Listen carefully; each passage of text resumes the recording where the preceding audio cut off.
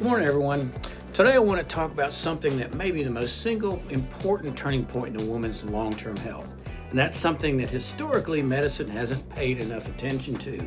That turning point, of course, is menopause. For decades, we thought about menopause mostly in terms of symptoms: hot flashes, night sweats, maybe a little brain fog. But the science emerging over the last few years is telling us something much bigger. Menopause isn't just a symptom phase. It's a major biological transition that affects nearly every system in the body. Let's start with hormones. A large analysis of more than 800,000 women recently looked at whether menopausal hormone therapy, estrogen and progesterone, increased mortality risk. The answer? It didn't. It didn't show a higher overall mortality in women who are using hormone therapy.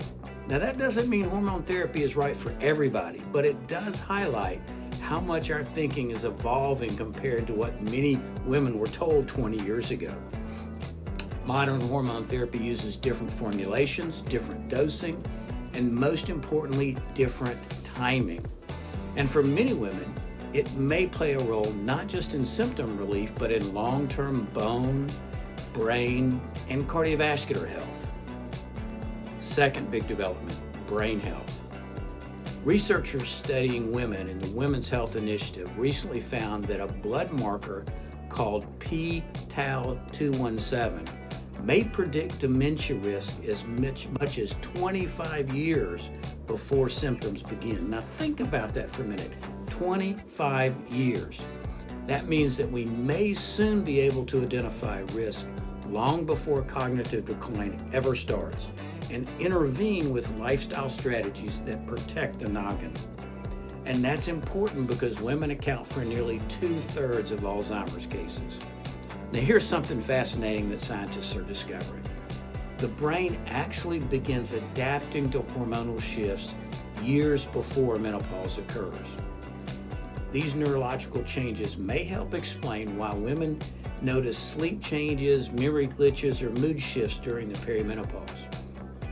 It's not all in your head. Well, actually it is, but in a very biological way.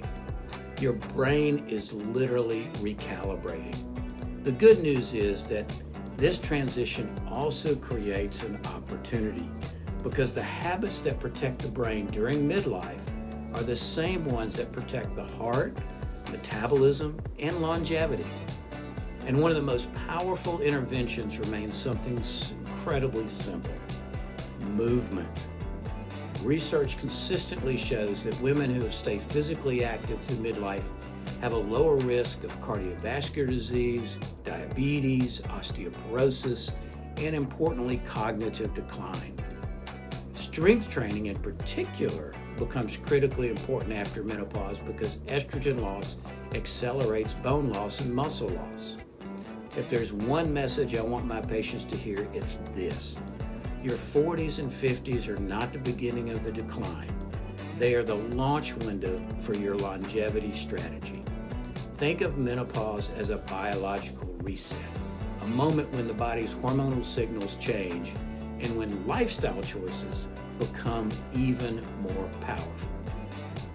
Focus on the fundamentals: strength training, cardiovascular fitness, sleep, protein intake, metabolic health, stress management, and when appropriate, thoughtful discussions with your physician about therapies that may support this transition.